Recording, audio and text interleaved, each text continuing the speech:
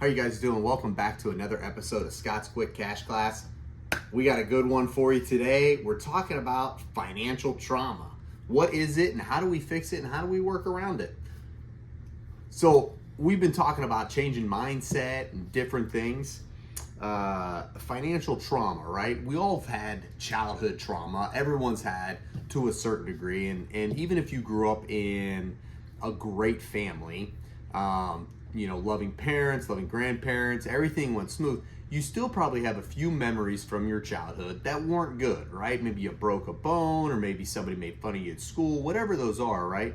We carry those lessons or those pains or those issues that we have when we're children.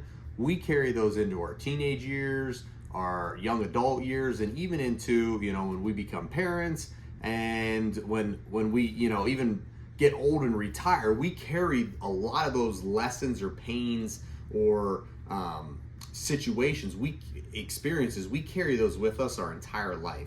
And some of us do a great job of addressing it and dealing with it, and others of us do not. In my personal experience, I can say that I definitely carried a lot of bad situations and experiences. I had a good childhood, but I did carry some of that stuff longer than I probably should have before I addressed it, and still addressing it. But we're not here to get too deep into childhood traumas. I just want to talk about finance in childhood and how that has maybe shaped your financial education or maybe lack thereof, how it kind of shaped mine, and maybe we'll break that down a little bit and maybe talk about some things that for sure can help you to maybe feel more in control, some things that help me.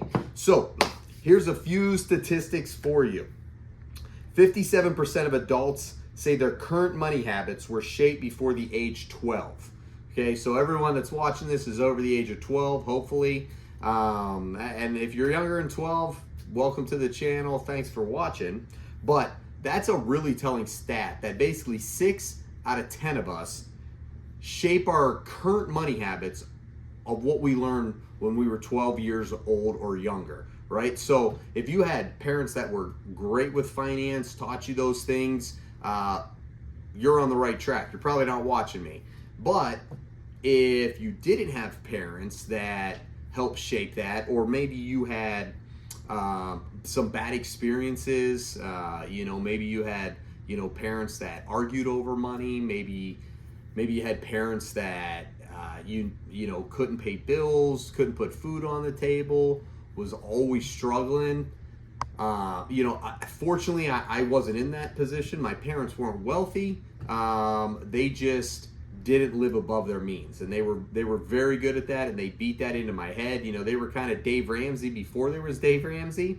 They always taught me, you spend what you have, not what you don't have, save for a rainy day. But they never instituted that next step of how do you go from just barely scraping by and putting some money in a savings account to how do we invest, grow this, and live like you're financially free and not be married to a 9-to-5 job, right? They never taught me that.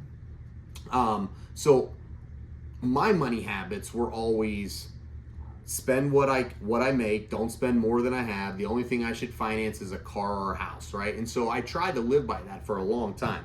But 6 out of 10 people have had their money habits already made up since they were 12. Another interesting one. People with negative money experiences growing up are 2 times more likely to live paycheck to paycheck.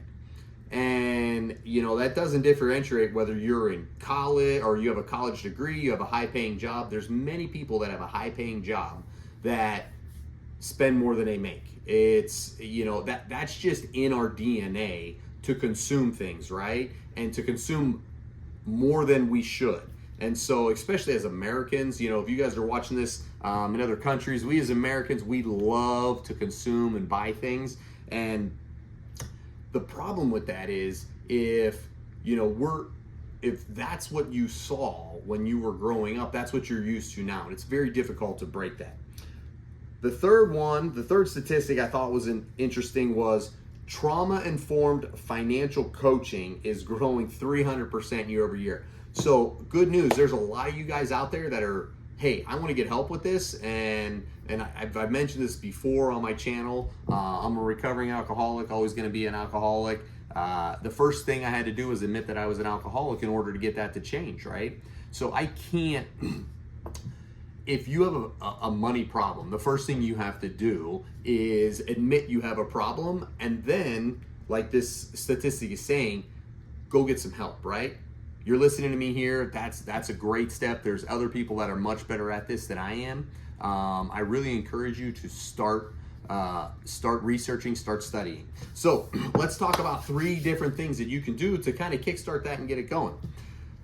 One of the things we did when I went to rehab a while ago, one of the things we did there is we wrote down all the things that we did that offended people, right? We had to, that we cause problems with other people because of our actions, right? Now, I'm not saying you do that, with money, but what I am saying is write down your money story, right?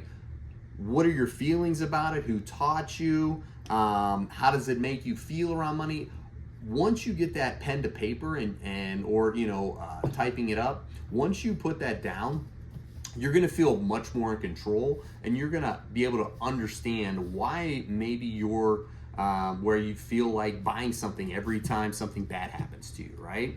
Or why you feel like going out and buying something to forget about, a situation that just happened at work or school or whatever.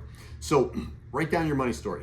Second thing, list 3 beliefs about money you want to unlearn, right? That you feel like these are not good core pieces of information to get you to where you want to go. Write those down, and then 1 belief that you're going to replace each one with, right? So, hey, I used to think saving money was good. Now I know that saving money is the equivalent to it losing money every year because of inflation. I'm going to invest my money to keep up with inflation. That would be a new rule. And then talk about your money history with a sibling or partner.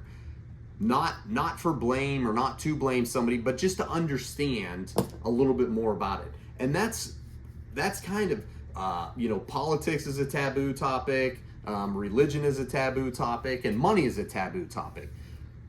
I'm here to try to get to get over that being a taboo topic. And I do feel like the younger generation, for sure, is embracing this more, talking about it and learning.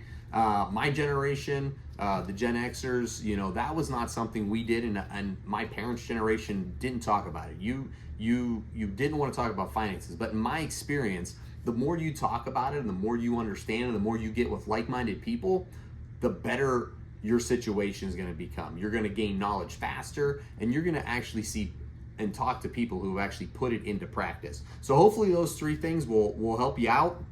Let's get to question of the day and tip of the day. Question of the day, excuse me. What is the first lesson about money you remember learning as a kid? Mine was give 10% to God. That was my first lesson. And I've tried to stick to that. Not always good, but that's the first lesson that my parents taught me. And then tip of the day. You can't change what you refuse to confront. You're not stuck with that. You're not who you are inherited, right? So you don't have to be what your parents were or what your example was growing up. You can be whoever you want to be. And I'm here to tell you, it's all right up here in your mind, right? If you want to change your financial situation, the first thing you got to do is change your mind. So hopefully you got something out of today. Always enjoy you guys watching. Remember, I'm never going to ask you to buy anything, never going to ask you to sell anything. Just here to help along this financial journey. Till next time.